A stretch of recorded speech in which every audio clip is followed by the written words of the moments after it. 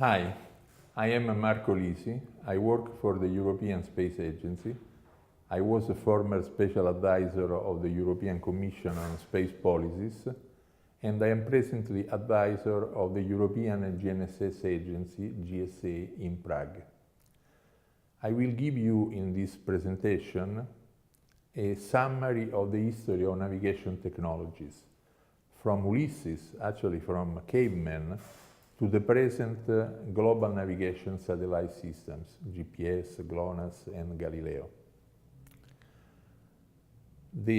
One of the fundamental questions of mankind was when and where are we? Not just where, but also when. The need to locate yourself in space and also in time.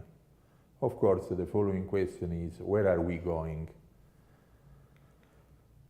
And this is a very old question, a very old problem. Since the prehistoric times, the cavemen tried to find their way to locate their position and to somehow get back to some places. One problem was that, for instance, of finding their way back to places where they knew they could hunt well. There were places frequented by animals, and where they could find easily their prey. What did they use in those times? They used some references. They were probably also signing their position with branches or with stones, and they were also making reference to some geographical reference points like mountains or big trees. But it is important that as soon as the first men tried to get back to a place, to a home, maybe it was a cave, that started the transition from a purely nomadic type style of life to a sedentary type lifestyle. And that was in fact the start of the civilization as we know it now. In the early days, the problem of navigation was particularly important for sailors. One way to avoid having problems was to sail very close to the coast and stopping at night, and maybe even coasting at night. And unless they had to get far from the coast, and then they started using the stars as their reference. They understood that there were stars that were looking different in different points of the Earth. So observing the stars at night, they could somehow guess their position and also obtain their direction to go back home or to wherever they wanted to go. So this method of using stars to navigate has been the fundamental method for many centuries. Unfortunately, the stars are well visible only at night and only in good weather conditions. The use of stars to navigate is also reported in literature. One of the classics of the Greek literature, the Odyssey, the poem of Homer, speaks about Odysseus navigating from the island of Ogygia, that was the island of the Calypso nymph, going to Ithaca, and Ulysses is said to follow the advice of the goddess Athena that suggested him to keep the Great Bear constellation, the Ursa Major constellation, on his left side. So we know for sure that the use of stars in navigation is at least some 3,000 of years old, but surely even older. The situation stayed for centuries, actually almost millennia, and the first technological breakthrough in navigation is constituted by the invention and adoption of the magnetic compass. The history of the magnetic compass is very controversial. First of all, the magnetic compass is an instrument that points toward the north, or better, to the magnetic north. And the importance of this instrument is that it doesn't depend on the time of the day, and it doesn't depend on weather. So somehow there was for the first time a way to get rid of the stars and to get some indication, maybe approximate, about your position and direction. The origins of the compass is somehow mysterious. Some people think that it was invented by the Chinese, and there are some arguments in favor of this opinion. Some others instead think that it was invented by the Arabs, or better, maybe the Arabs imported the technology from China into the Mediterranean Sea. Other people think that it was invented by the Norsemen, but also there is a strong opinion that it was invented in Italy, in the city of Amalfi, that was at that time one of the famous republics that was dominating the Mediterranean Sea in the Middle Age. It is for sure anyhow that the use of the compass is reported in Europe around the year 1000, and the actual shape of the compass was reached around the 13th century. And someone names even the person that invented the compass as it is today, Flavio Gioia, from the city of Amalfi. This slide shows one example of ancient compass developed by Chinese. It was a sort of spoon that is magnetized, and it is pointing somehow toward the north. So it doesn't look really like the compass we have in mind today, and it gives you just an approximate position of the north. While the compass as we know today, it is somehow an instrument. This was probably the real invention of Flavio Gioia of Amalfi. He applied to the compass the wind rose or wind star that made the compass a real instrument, because it was possible somehow to get a better measurement of the direction as compared to the north. You see on the slide a very old example of wind rose. And you might ask why the winds take this name.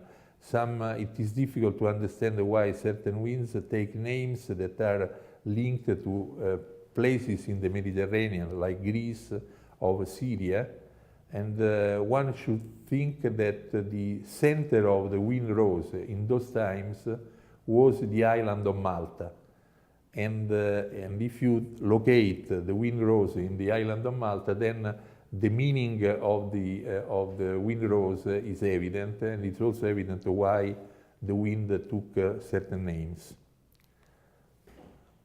Then, for many other centuries, navigation was based on the observation of the stars that was kept alive, of course. Knowledge of the sea currents and winds, the use of the compass, and a meticulous care in the compilation of the ship logbook. That altogether made a type and approach to navigation that is used even these days, that is called estimated navigation or dead reckoning.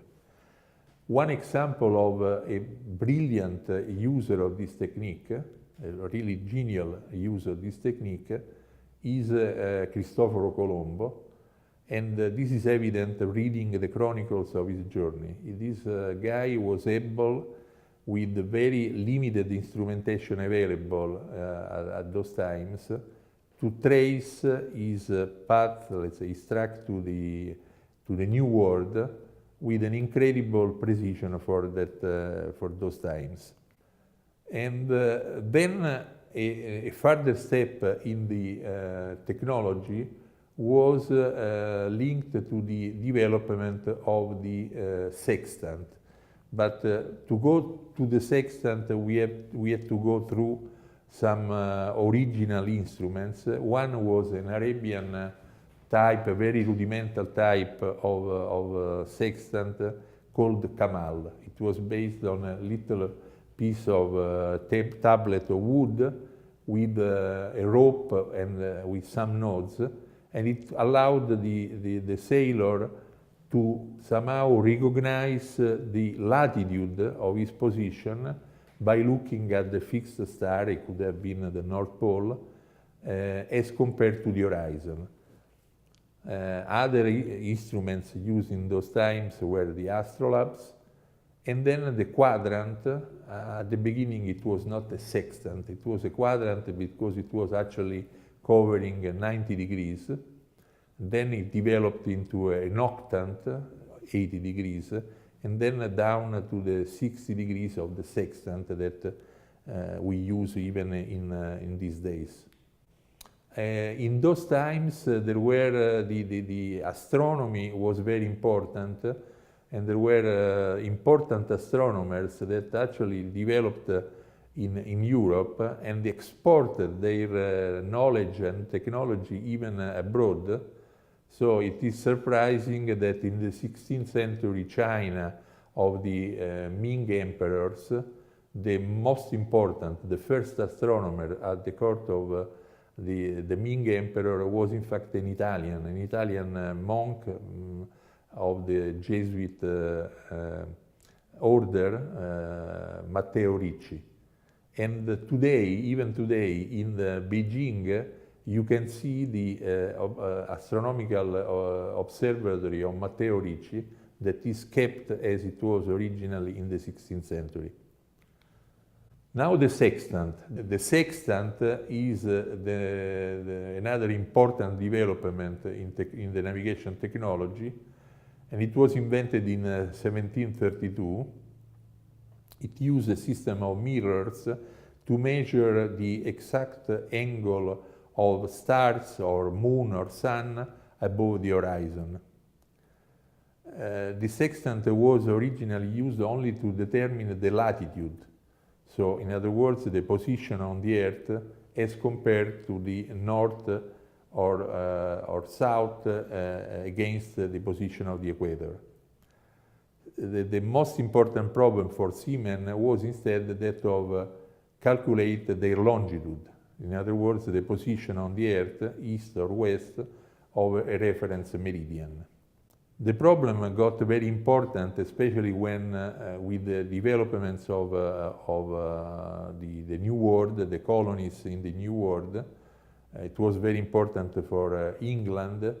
They had to guarantee the safety of their ships reaching America, and not knowing exactly their longitude, their risk was very high. It was very easy to make mistakes about their position, such that the end result were disasters and with a big loss of goods and human lives.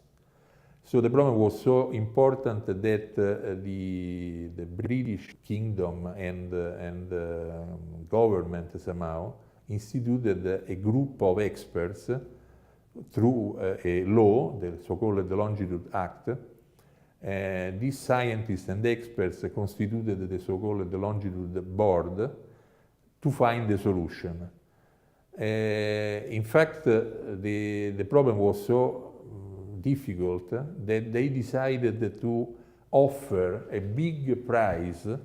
It was 20,000 pounds of those times, that today would be equivalent to some $1 million, so a huge amount of money, to whoever was able to to find the method to determine the longitude of a ship in open water, so without any reference, with an accuracy of approximately 30 nautical miles that are equivalent to 55 kilometers.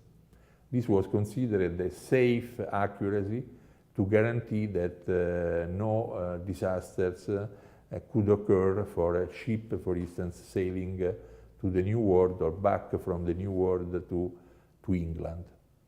There were several people that tried to solve the problem with solutions very fancy and sometimes even really surprising. But eventually the problem was, in fact, and the prize was awarded to an artisan that was working almost in his spare time, Mr. Harrison, John Harrison, in 1761, who developed a clock. And you could ask yourself, how is a clock solving the problem of longitude? And the problem instead was actually solved by a very precise clock. Because as soon as you are able, it is easy to measure when you are sailing the astronomical midday. You just measure the height of the sun above the horizon and you find the highest point, the time when the sun is highest over the horizon. That is your astronomical midday in your position. If you are able to compare your midday time to the same time in the original place where you started from, and you see the difference that of course exists between the two measurements, then you can immediately derive the difference in degrees, the longitude, as compared to the meridian of your starting location. The problem is to have a clock that is very stable and that is not accumulating big errors over a certain period of time. To go from England to the New World, it took several days, between 2 and 3 months of navigation. And so the clocks of those times were not accurate enough. And when they were getting close to the final destination, for instance, in the New World, in America, the error in the measurement was such that the longitude derived with this method was not reliable. Mr. Harrison managed to develop a clock so precise that it was deviating of no more than 1 second per day. And this is exactly, by the way, the definition of the marine chronometer. When we read on some clocks of a certain class that they are certified chronometers, this means no more that, and making reference to the original definition of Harrison, that they deviate no more than 1 second from the true time, 1 second per day. Harrison, you see it in this slide, developed over the years different models of his very accurate clock. He developed very refined techniques to make his clocks more and more stable and accurate. In the slide you see the 4 models that are named from his name, Harrison 1, 2, 3 and 4. The 4th one is in fact a pocket clock, and a clock like this was used by Captain Cook in his exploration of the islands around Australia. And someone says that when he was killed by the population there during his last trip, he had with him one of these clocks, one Harrison 4 pocket clock, very precise chronometer. Then navigation in the 18th and 19th centuries relied mainly on chronometers and sextants to get a fairly good approximation of latitude and longitude. It has to be taken into account that for long sea voyages, however, even precise chronometers were accumulating a fairly large error, and it is important to think that 4 minutes of error accumulated by a chronometer was translating in approximately 1 degree of error in the longitude determination. 1 degree in longitude being equivalent to approximately 100 kilometers if you are close to the equator. So the mistake was that you were achieving was rather large, even with fairly accurate type of instruments. The next breakthrough in technology came at the end of the 19th century and the beginning of the 20th century with the introduction of radio waves and the idea of using sources of radio waves as a reference to determine your position and to help navigation. So with the introduction of so-called radio navigation systems. These systems developed a lot at the beginning of the 20th century, and they got the wide use, especially during the Second World War. The idea of radio direction finding, or radio direction finder, RDF, was actually developed at the Marconi Company at the beginning of the 20th century, and was then refined and used both on ships and airplanes.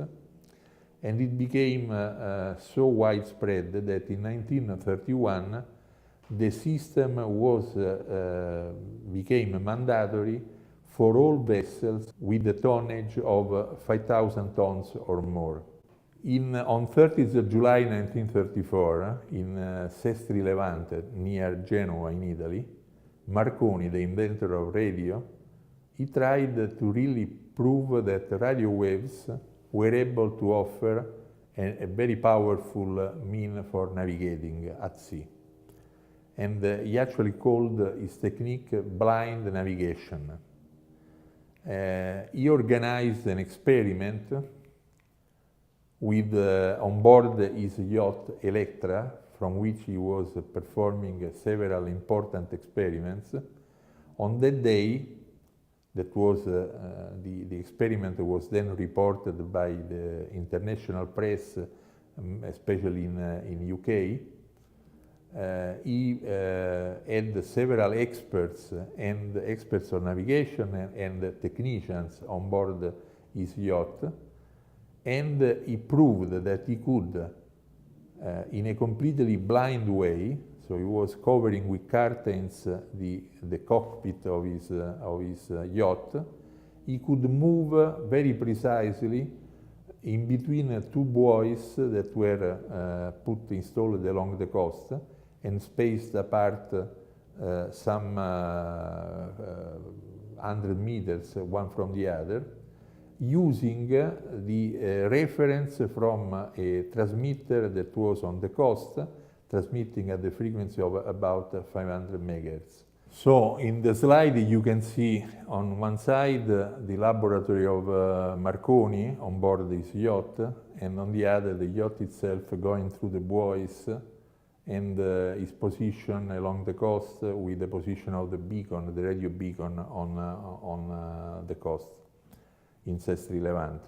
We can really say that on that day of July 1934, the idea of using radio signals to navigate was really born. So we can call it the birth of radio navigation. And radio navigation developed over the years and became a technology that is even today so important and helpful in our everyday life and saving so many thousands of lives.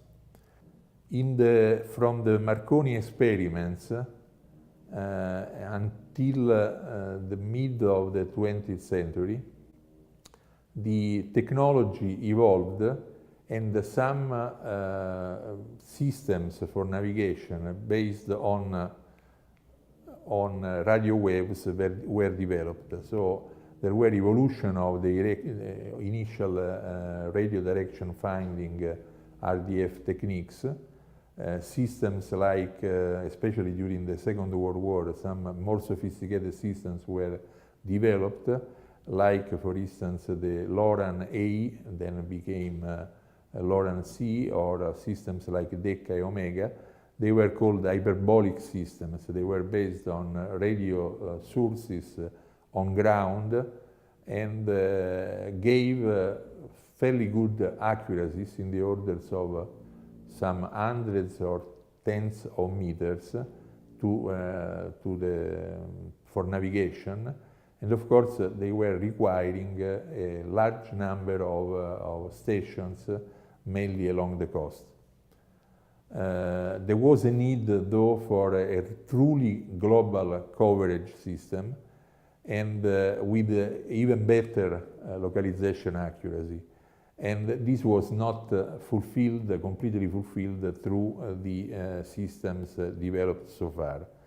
So the following breakthrough, the one that led to the development of the present global navigation satellite systems, came on the 4th of October 1957 with the launch of the first artificial satellite, Sputnik 1. And one could ask himself how is Sputnik linked to the development of global navigation satellite systems, not just because it was the first artificial satellite, but about what happened after the launch of Sputnik 1. After Sputnik 1 was launched, and we should remind ourselves that Sputnik 1 was broadcasting a very simple radio signal at around 20 megahertz. Many scientists around the world, mainly in the United States, started receiving the signal from Sputnik 1, trying also to understand to more about Sputnik and how it was working. And some scientists tried at the Applied Physics Laboratory of the Johns Hopkins University to measure, through measurements of the Doppler effect measured on the radio signal received from Sputnik 1, to derive information about the orbit of the satellites itself. It's obvious that when the Doppler was getting minimum, that was the closest point of Sputnik as compared to the position of the receiver.